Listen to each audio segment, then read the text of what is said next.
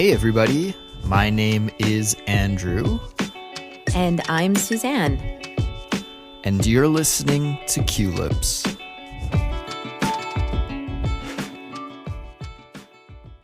Hey Suzanne.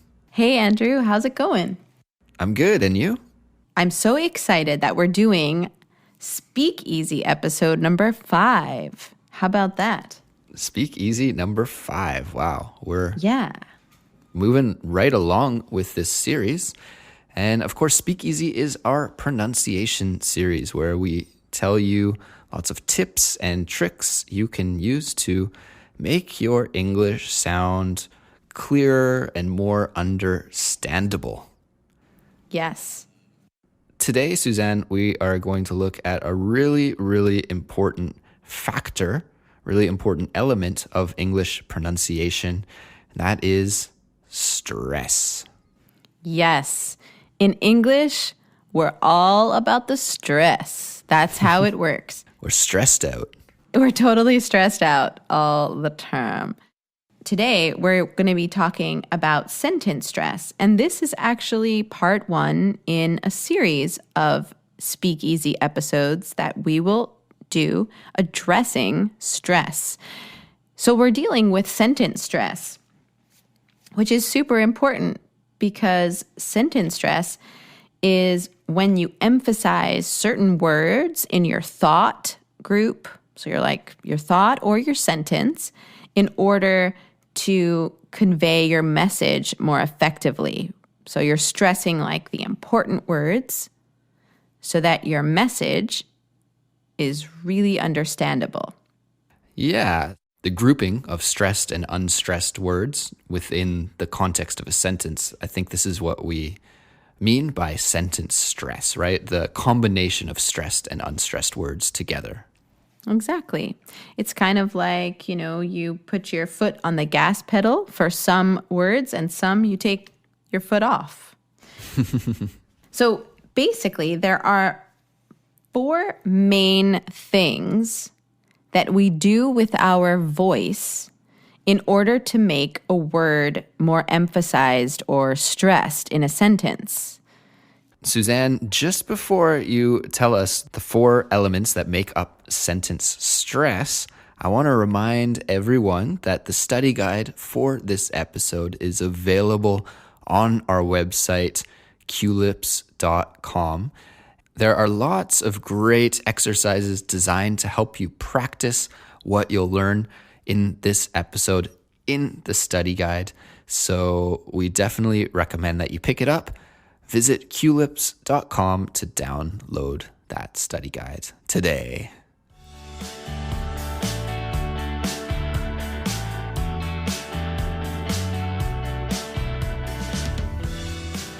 Okay, Suzanne, so let's get into it. The 4 elements of sentence stress. I'm dying to know. What are they? I know. It's so exciting. So the first one is volume change. Volume change. Yeah. So when you stress a word, you might add volume, like, where are you going? Right? Or, hey, Andrew, right? Mm-hmm. I might change my volume, make it louder, or I might make it quieter as well. So you can change your volume on the word. Mm-hmm. The second thing you can do, and this is the most common, is to change your pitch. Pitch. Pitch change, yeah. What is pitch? So pitch is when you change the note of your voice. For example, you might be speaking down here and kind of low, and then you might go, oh, right. And you might change your note or pitch in your voice, right? It might go up. Like you might say, where are you going? Where are you going? Right? This is going to emphasize that word that you change the pitch on. Okay, so the second element is pitch change. We have volume change and pitch change. What is the third element? The third thing you can do is to elongate or stretch out your vowels. Okay. Exactly. Exactly. For using the same example, you could say, where are you going? Where are you going? Right? So you're really making that go a little bit longer. The vowels are just getting stretched out really long. Yeah. Really like that movie, Yeah. for example, right? Okay. The fourth and final thing you can do is you can add articulation on your consonants. So our Okay. consonants, right, like p, t, k, and b, d, g. You can maybe add more emphasis, more intensity, more articulation on those sounds. Okay, so you're manipulating a consonant sound to add stress. Yeah. So let's say if we have the same sentence, like, where are you going? You might put more g on the G, like more force, more push on the G. Like, where are you going? Where are you going? G, right? And that's more air, more intensity. And that can add stress to the word. I was just thinking of an example of where I was stuck in traffic and I was really frustrated and somebody cut me off. And I said, oh, come on. Exactly. A really strong K Come sound. on. Yes. on. And that's a great place to add articulation, right? When you're angry, right? Yeah. That's a good time. And volume. You might change your volume too. Usually you don't change your pitch so much when you're angry, but more the volume and the added articulation. Yeah. Cool. For example, if I was talking on my cell phone to my friend who was waiting for me at the cafe, and maybe my friend said, well, where are you? You're late. And I would say, oh, I'm coming right now. Right? I wouldn't use the same emphasized k sound in that context. Exactly. But it's the same word. So yeah, this is just an example of that added articulation on a consonant sound. Yes. Perfect.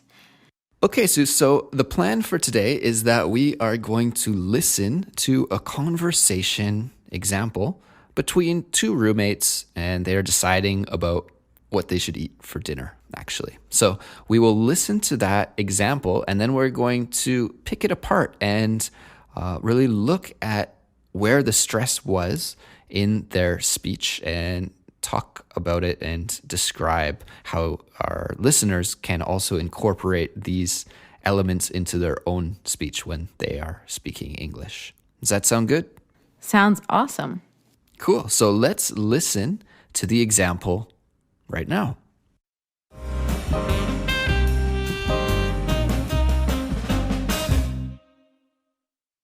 Hey, Rumi, let's go get a bite.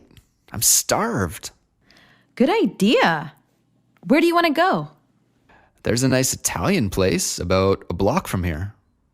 Are you set on Italian? What about a Thai place? Oh, do you know one? I sure do. It's new.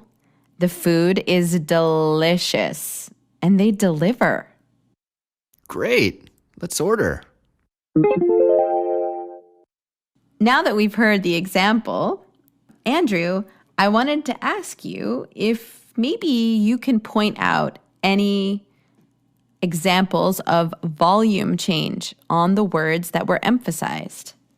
So in this conversation, we heard two roommates talking about getting a bite to eat, and one of the roommates suggested, "Hey, let's eat. I'm hungry." In response, one of the roommates said, "Great idea. Good idea." I think this was an example of volume change. We heard this articulated a little bit louder when she agreed with him. Yeah, because I think she was really thinking that's a great idea, like almost like, so glad you said that, you know? Let's listen to that part of the conversation again, one more time. Good idea. Where do you want to go? Good idea. Where do you want to go? Yeah, so we definitely hear some volume change there. And also I heard the volume change at the very end of the conversation when the two roommates decided about eating at a Thai place instead of an Italian place. Now let's listen to that part of the conversation at the very end one more time. Great, let's order. Great, let's order. So yeah, Sue, did you hear the volume change there? Yeah. So I think at the end, the roommate says, great, let's order. I think the volume was slightly louder. Okay, so the second element of sentence stress is pitch change. Pitch change. Sue, where did you hear pitch change in this conversation? Now, pitch change is one of the most common, if not the most common, element of stress. When the roommate that is hungry offers a nice Italian place, Italian place, there is a bit of a pitch change. I think then when the other roommate offers, what about a Thai place? A Thai. And she goes up a little bit in her pitch as well. Right, because these are questions, right? Also, like, where do you want to go? Where do you want to go? Yeah. You have that rising intonation, that rising pitch when we're asking a question. Exactly. And also, when she asks, are you set on Italian? What about a Thai place?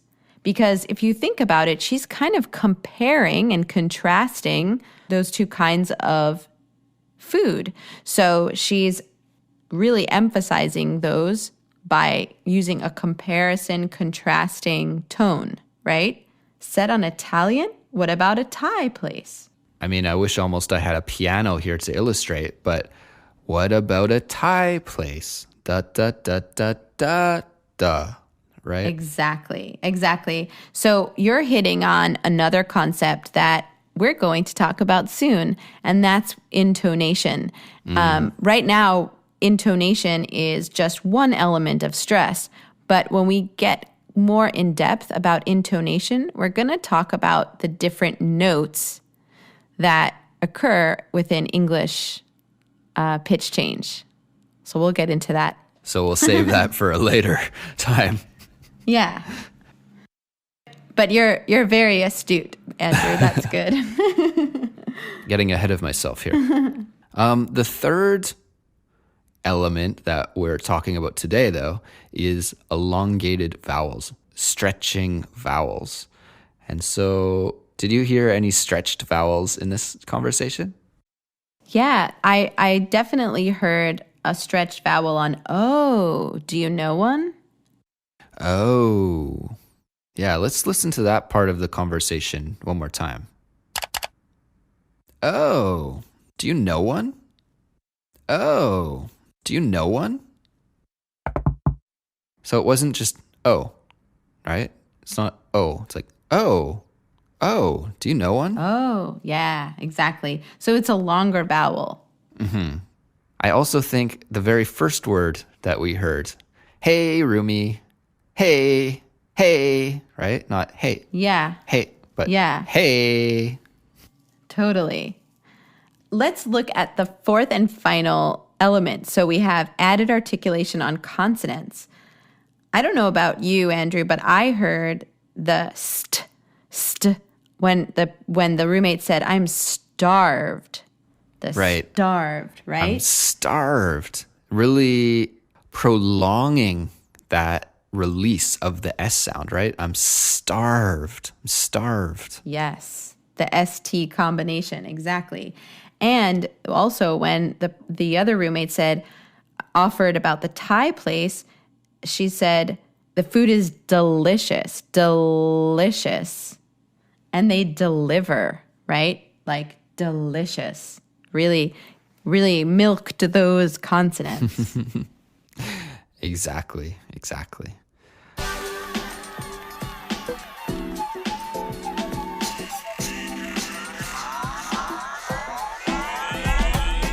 Cool, Andrew.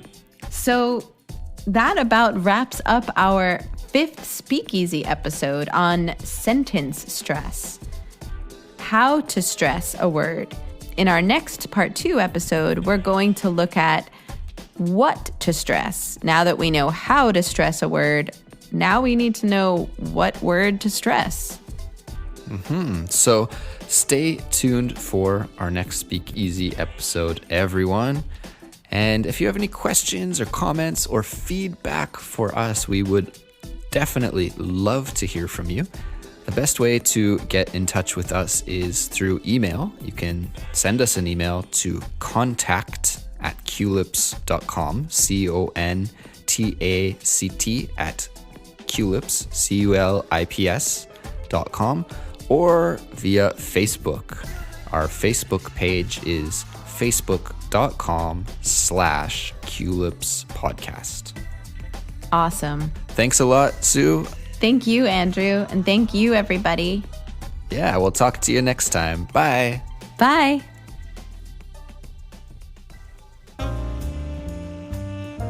Have you signed up for the Culips newsletter? You can receive updates on all the latest episodes, tips about learning English, and special Culips offers delivered directly to your inbox for free. To join, just visit culips.com and enter your email address at the bottom of the page.